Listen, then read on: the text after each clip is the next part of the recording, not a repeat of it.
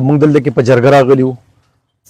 صوبایي صدر انصاف یوت وینګ خیبر پښتونخوا، زه دغه شان ایم پی ای صاحب، دواړه ایم پی ایز او ناظم صاحب چیرمین صاحب، زموږ جرګه چې کوم دغه کامیابه شوله.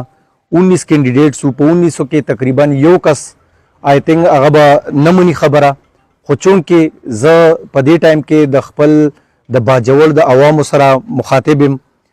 باجوړیانو ډېر زیات په خپل ننګ باندې تاسو همیشه ولاړ یې، ننګ هم کړی و. عمران خان چې کوم کینډیډیټ و هغې هم شکست ورکړی و ځکه چې هغه فیصله زموږ نه غلطه شوې وه. دا ځل فیصله ستاسو او د دې 19 کسانو په اختیار باندې شوې وه چې یاره سابقه ممبر به نه ایم پی ایم این ای به نه او د دې حلقې خپل کس به ورکر به هغه ورکر فیصله چې کوم ده د راحت په نوم باندې راوختله. دلته کې 18 کسان هغه ته کېناستېدل. د دې نه علاوه که بل یو کس وایي چې ګنې یاره زه ولاړ یم او زه د عمران خان په نوم باندې به ماله ووټ راکوئ، نو باجوړیانو ډېر زیات عزت هم عمران خان له مخکې مو ورکړی دی. دغه عمران خان تاسو له یونیورسټیانې راوړلي دي. دغه عمران خان به تاسو له انشاءالله په راتلونکي وخت کې د دې ایم پی ایس په شکل کې او دغه د راحت په شکل کې چې کوم دی تاسو له خوشحالیانې راوړي. باجوړیانو تاسو ورسره ودرېږئ او تاسو مخکې هم ننګ کړی، اوس به هم کوئ او بیا به هم کوئ.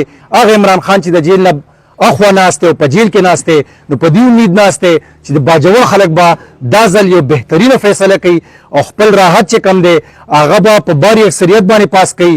او یقین وکئ چې دا اکثریت سره که تاسو وګټلو نو زه سره په یقین سره دا وایم چې انشاءالله دا ځل منسټري ستاسو دې باجوړ ته را روانه ده او دغه په دغه منسټرۍ کې چې رکاوټ کم دی دا د الیکشن دی، الیکشن کېدل او باجوړ ته به منسټري راځي او ترقي به راځي، امن به راځي انشاءالله العزیز.